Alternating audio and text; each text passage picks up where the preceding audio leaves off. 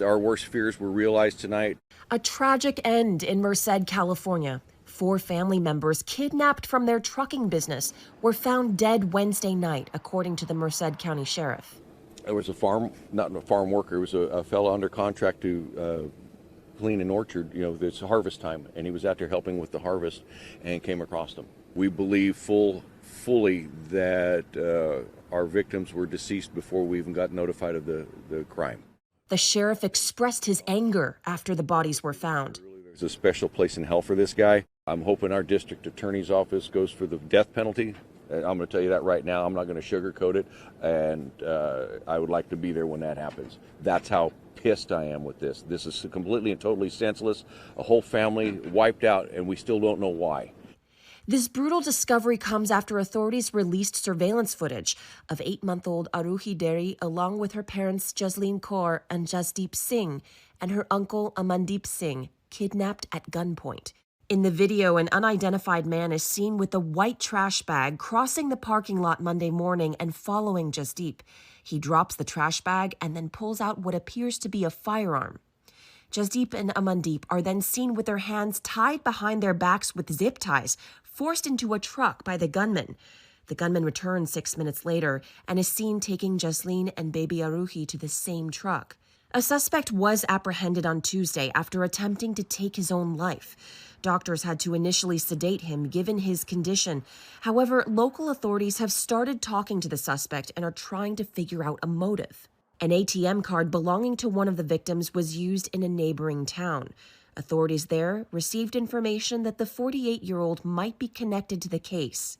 He is considered the sole suspect at this time, and no charges have been filed, but the sheriff says others may have been involved.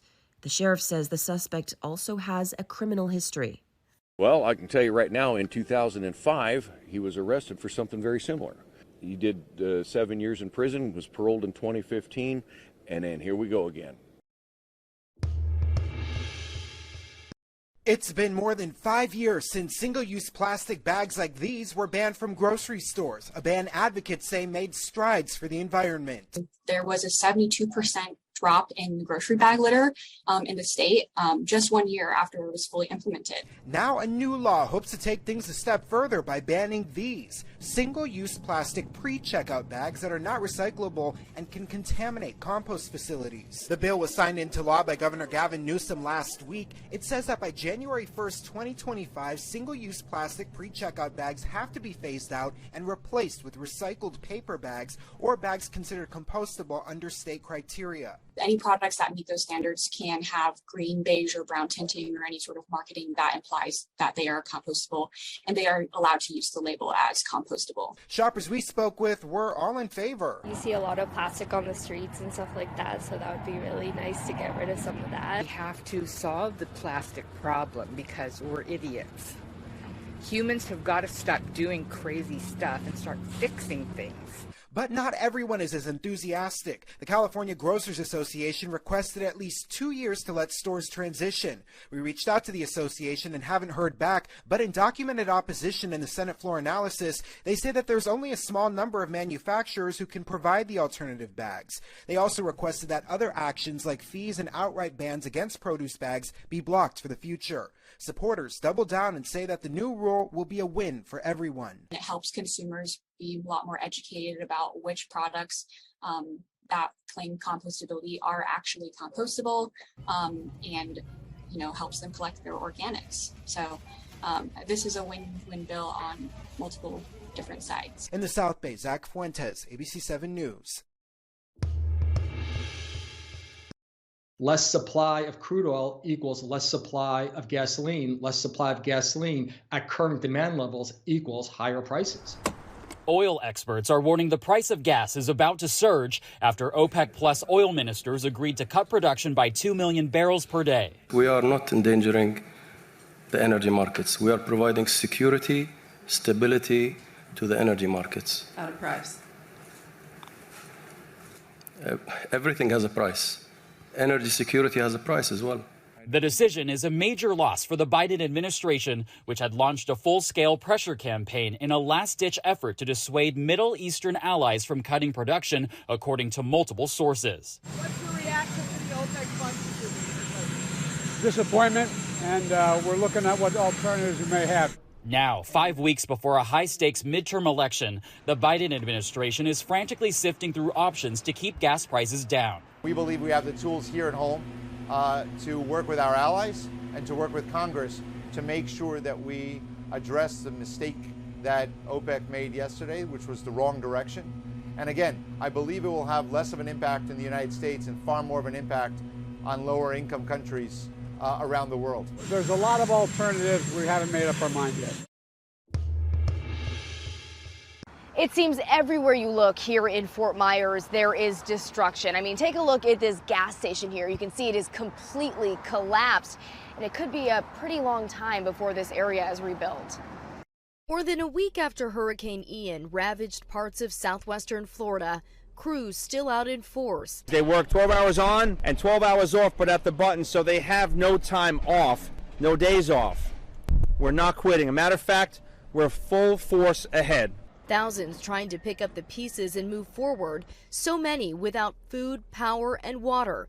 This fire station in Fort Myers offering up free showers to those in need. So we have tanker trucks coming in with water. We have these tents here that we were able to, usually use for hazmat calls, and we thought, let's set these up so that people can take a shower. Volunteers also distributing hot meals. For us, hearing the stories of people who haven't eaten in 3 days, people who are checking into the emergency room at the hospital for starvation because they haven't eaten since the storm hit. Meanwhile, a big concern in hard-hit areas like Pine Island that there may still be people trapped. The island had been completely cut off, but rescuers were able to build a temporary bridge. They were talking about evacuating everyone off the island. The folks didn't want it. They wanted to be in their homes. We did an emergency contract and we did it in 3 days. So now it's open and they're doing it more. Wednesday, President Biden touring the devastation, pledging more federal assistance and meeting with Governor DeSantis, putting their differences aside to help the people in this region.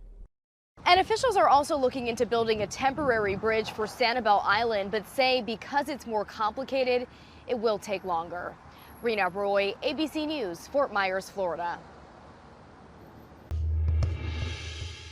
Abolish abortion and body choice! If you were at any rally this summer regarding abortion, you felt how powerful and personal the issue is for so many on both sides. But this election, just how important will the issue be? If you head to Madison, Wisconsin, a notoriously Democratic town and one of the most critical battleground states in the country, you get a sense of how top of mind the issue still is. Pasture and Plenty is a place that usually just sells food and drinks after the abortion ruling. So right now we still have these shirts for Pink Out Week. They started selling t-shirts and stickers advocating for women's rights. Patrons, they say, put them everywhere. The back of pickup trucks, believe it or not. In fact, these entrepreneurs decided to launch something known as Pink Out Week a few weeks back, a week in which a portion of proceeds from various restaurants goes to reproductive rights organizations. They tell us profits soared. When Lauren texted, she said, "What are we going to do?" And I said, "We're going to do everything." Our literal rights are at stake. But this election enthusiasm is seen not just in merchandise, but in actual data. In Maricopa County, Arizona, a key county that makes up most voters in the state, in the weeks following the abortion decision, voter registrations by younger women who registered with the Democratic Party specifically increased compared to previous months. In Ohio, there was a 6.4 increase in female voters. In Kansas, in the week after the court's decision, more than 70% of newly registered voters were women. Pro-lifers tend to be a little quieter. Gracie Skogman is with Wisconsin's Right to Life. She says it would be a mistake to think Democrats are the only place fired-up women are turning to. Conservative-leaning organizations like hers are seeing an increase too, especially with volunteers at crisis pregnancy centers, places that often encourage women to avoid an abortion. People have so much enthusiasm for protecting life. Our pregnancy resource centers are seeing, in some cases, double the clientele. So we're talking about more volunteers than ever before. The reality is we won't know until election night how big of an impact abortion will have. The economy remains the top issue on voters' minds. Any abortion restrictions at the national level are unlikely following this election. While some Republicans in Congress want new ones voted on if they take back control, President Biden has threatened vetoes. Democrats, meanwhile, are hoping for a few unexpected victories, so a vote to codify the right to an abortion nationwide can take place. In Madison, Wisconsin, I'm Joe St. George.